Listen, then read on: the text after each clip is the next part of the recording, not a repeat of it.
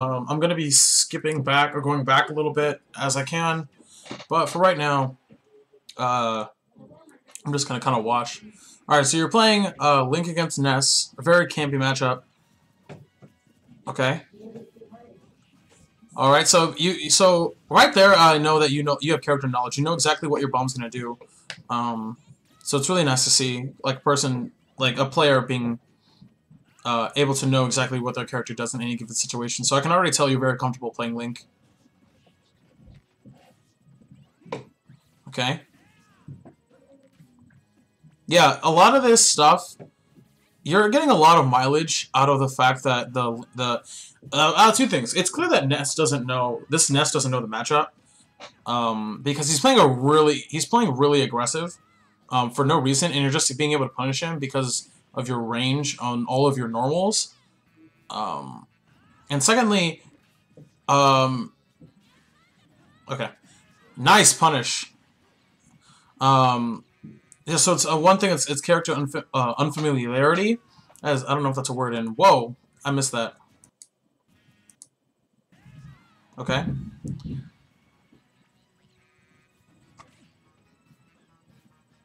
Okay.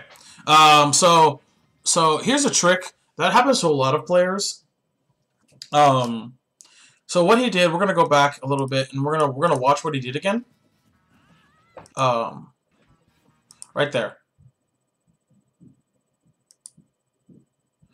So a lot of inexperienced players in sort of tournament setting will revert to muscle memory because it's really that's what your like whole game is based off of, is muscle memory. What have you trained your body to do when your body's not being told what to do by your brain?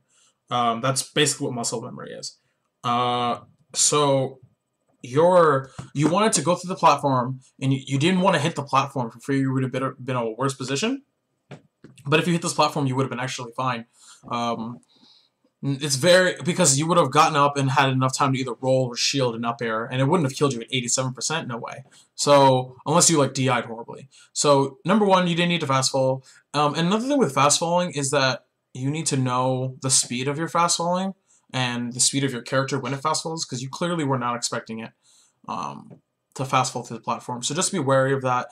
And also, when you have a lead and when you know you're winning, don't respect your opponent too much. Don't be whoop, that's the wrong button. I meant to click here. Okay, great. Don't respect your opponent so much. Because you know his options. Ness is a much more common character than Link, so you inherently have an advantage of playing a character that most players do not have a decent amount of exposure to. So just take advantage of that, and the fact that he's playing the matchup incorrectly. So you fast fall through here and you auto die. The good thing is that you don't let it phase you. A lot of players are kind of like, they do that thing where they kind of just sit on the spawn platform and just kind of squat there for a little bit. But no, you went right back into it, so that was really, really good. Yeah. So I want to see if you do it again. Near the ledge. You see, this Ness clearly doesn't know his range is because I haven't really seen him use PK Fire. Okay. Your down air is incredible. So in the Ness matchup, when he's recovering like that, like notice his positioning. Okay, so he goes here. He falls through the platform. Okay, right here. You right? You throw you see. You're pressing too many buttons here. If you notice, I believe you do a forward smash and a jab. In that time, you whiff the forward smash, right? It's not going to hit. It didn't hit. So what you want to do is that you want to pressure Ness's recovery in this space, because you're one of the, maybe I would say 10 characters in the game that can actually punish Ness and kill him when he does that. Because your downer is just really, really good. So and Ness, just be wary of that, and don't be afraid to commit. Okay, yeah. You know your ranges, but try not to. Okay, so now he's doing what he should be doing. He's trying to open you up with PK Fire. You see that? Okay, so now he was playing the matchup correctly. opening you up with PK Fire and throwing you off stage, and then trying like getting as much damage as he can, and then backing him off. But he's playing way too aggressive. Good down air. All right, throwing out bombs. You're playing really campy, which is good, because you know he's trying to play over aggressive, so you're waiting for him. Nice, nice. Yeah. That was a really good read. You knew that he was playing aggressive, whether or not you realized it or not, but you subconsciously knew that he was going to be playing aggressive and he was going to press a button, so you had to punish. And that was like the tip. That looked like the tip. So we're going to move forward. Clearly, you're talking about bans. All right, so we fixed Battlefield. Pretty smart choice here for him, at least. I don't know what you banned, but...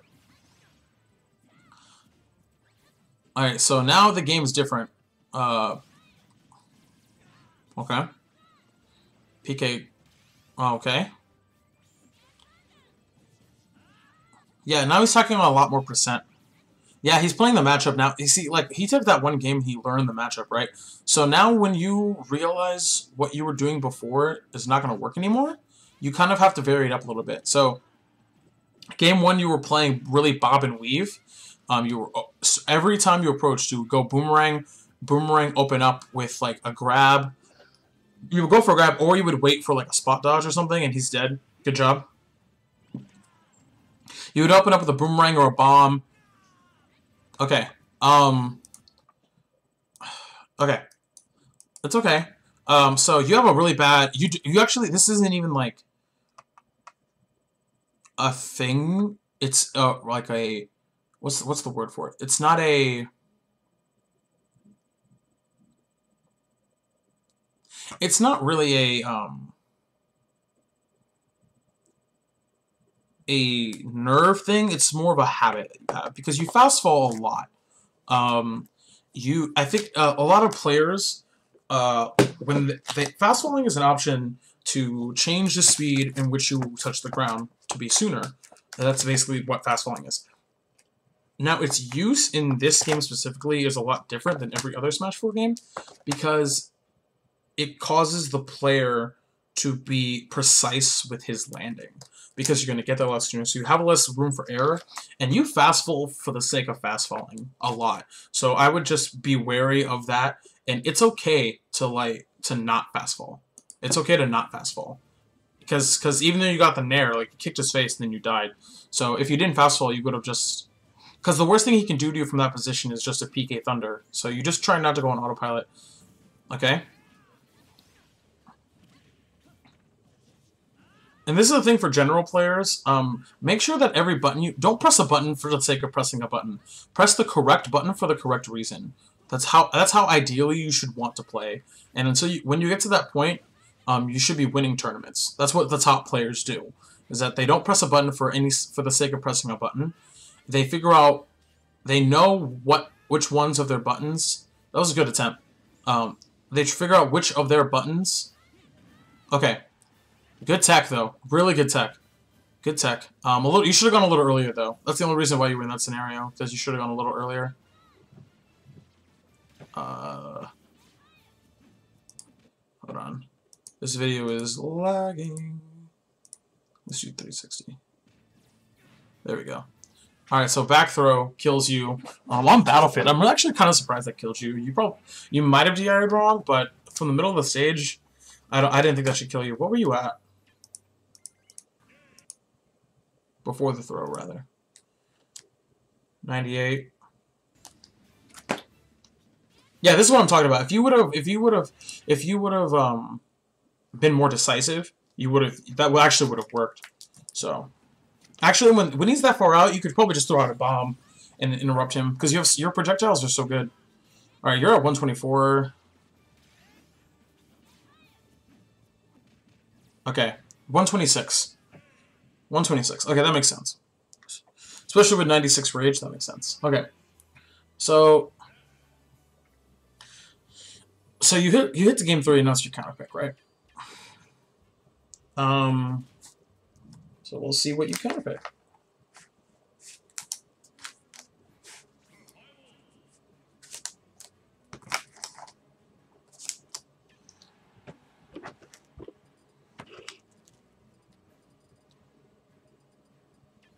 All right, you go to Delfino. Okay. Um. Okay, I can see why. All right. So again, look, if you notice, you open up every, and it's not necessarily a bad thing, but it's a habit that players can pick up on. Is that every time you approach, um, who's good? Every time you approach, you open up with a projectile. See, like projectile, go. It's either boomerang or bomb, and it's like how you approach every time, without fail, usually. Um, if you can do it, then you do it. So just be wary of that because that is punishable by some things, and it makes your movement predictable as well because the arcs for the bomb and the boomerang are pretty linear. So you just want to be wary of that.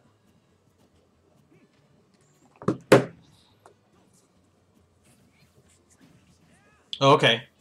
Yeah, if you would have done up smash there instead, it would have. Especially you have to be able to know the stage transformations, but there are a lot of good stuff. I'm really impressed with your character knowledge. The fact that like you know your character, which is really really good.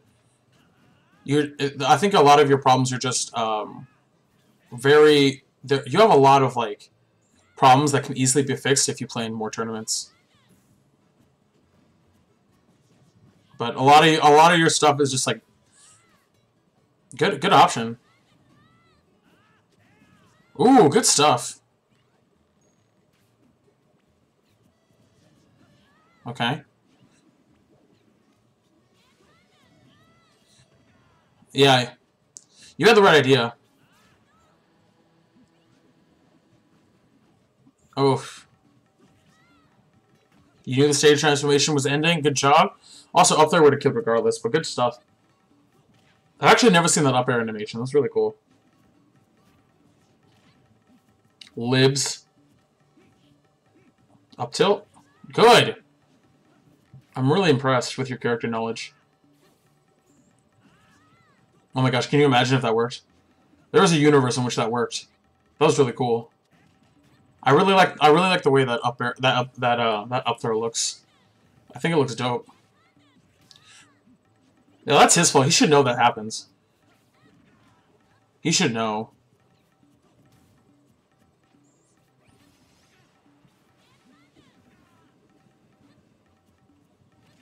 Okay, the falling up air, classic stuff from Ness. There's really nothing he could have done. Um, your projectiles are really really good as Link.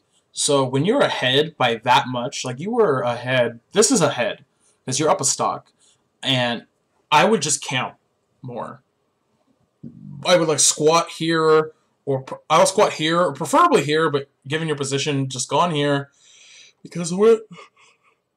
If he wants to kill you, he has to open you up with PK Fire, which means he has to get in the same plane as you, which makes him susceptible to boomerangs and bombs. Or if he wants to approach you, he has to go do pivot back throw, or maybe forward throw. Maybe forward throw. At that percent, probably forward throw. But basically, if you're just like always like have a bomb in your hand and just space out with like jab or forward tilt even, um, it's hold on. It's not. It's a preferable position. You always want to assert your dominance on the stage. You always want to make sure that you are in the position that you want to be in. If you and that, a lot of that has to do with knowing where you should be. You have a lot of character knowledge, but I think where you're struggling is with your decision making and your stage placement and some habits that that only can be broken with tournament play. So you're at 131. So let's see how you abuse the rage here. Okay, really interesting option for him just to go for the. All right, the fall. Oh yeah, falling up air. Okay, so now you're panicking. I notice you're panicking. He should have seen that. You're panicking. You played really aggressive for no reason. I mean, it worked out, but you played a little bit too aggressive. Now you're just like pressing buttons and hoping they hit because you're really hungry for that kill. which is a thing that a lot of players do. When they get into this last stock situation, they just like start pressing buttons and hoping they hit instead of playing as if it was their first stock. And that's kind of like a nerves thing that you just kind of need to you need to learn. Yeah, you've done that move 3 times. That's a habit. Not a habit. That's like you. Okay. I really like the way that looks. Okay. You have the right idea. Yeah, you have a lead. Why are you being so aggressive? Yeah. Okay. So you didn't lose. He didn't win. You lost. Let's go over that last stock again. Okay. So you die to the falling up air. Let's go from there. Okay. Let's go from here. And let's break down why you lost, okay?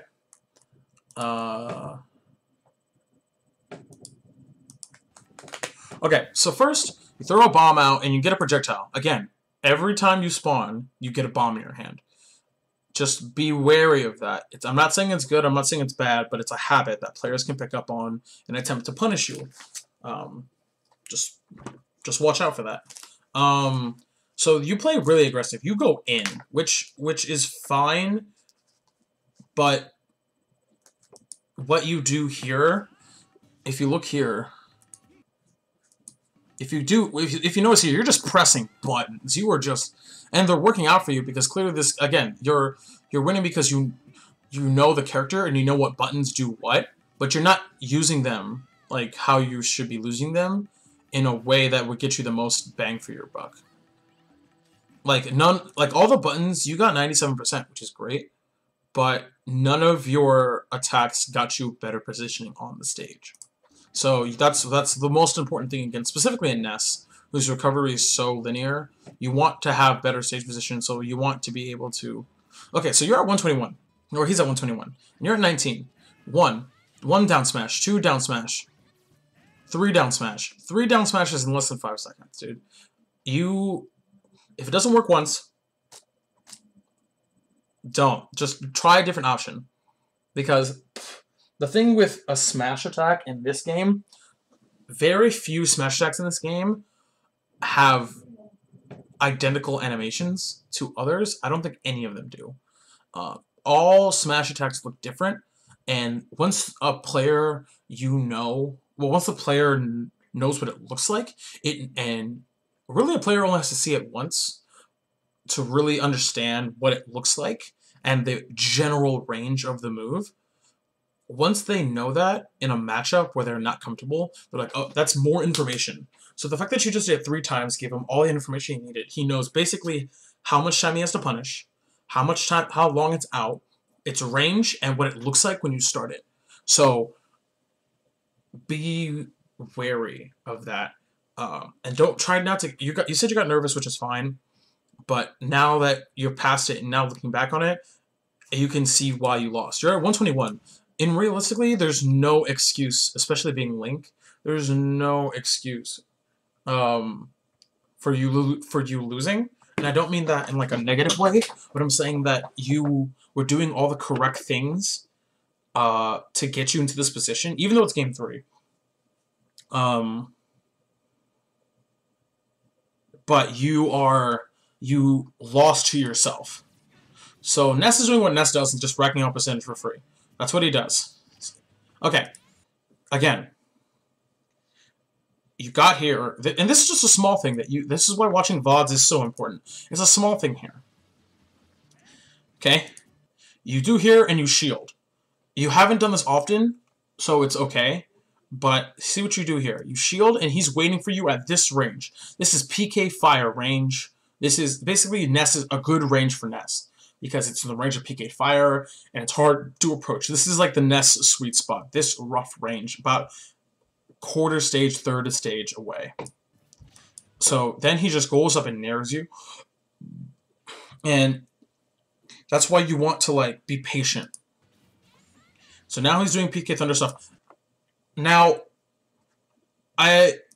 you might have been able to kill him with dash attack.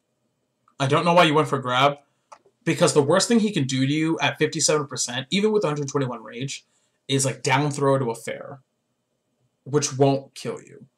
So at that point, you should have said fuck it and gone for the kill, because look how much end lag there is on the PK Thunder. Look at this. Look, you definitely could have killed him. Actually, you definitely could have killed him with. Look at this. Look at this. There's that whole animation. 1, 2, and then he stops. Definitely could have done dash attack. But you went for the throw instead. So here we are. The side in which you die. You go for a dash attack now on the ledge, and that. Any competent player will never let that hit, because it's so, like, that dash attack is so weird. Alright, here we go. Back throw. And this is... You threw out an aerial here. For no real reason. You had the bomb. The stage transformation is happening. You see it happening. Alright, so and you throw an aerial instead of just air dodging. So, overall, if you want, like, a takeaway from this Eaterarena, you know your character very, very well, which is what really impressed me. You know what does what, and you know... You've labbed a lot with Link. Where you're struggling is your decision-making. So you should work on your decision-making in-game, which only comes from playing in more high-pressure situations. Like, you can't train for last stock, last hit when it matters. Casuals don't really matter. Tournament play is the best way to train for decision-making. Second, you want to be training... You want to play for stage control. You want to... what I suggest you do is that I don't know if you have any friends to, like, play with this game with, like, local, I mean... I know you have friends, but I meant like local people who play this game as opposed to online. What I would suggest is you play this game that I used to do when my friend was trying to learn the game, where basically it's you go to Battlefield and you have to do a game where you touch the bottom stage, the right platform, the left platform, the right platform, and then the other side of the stage. If you spawn on the right side, and then if you spawn on the left side, you do it the same. You go left, top, bottom, here, and then top, other side of the stage without taking damage, and without touching any other platform.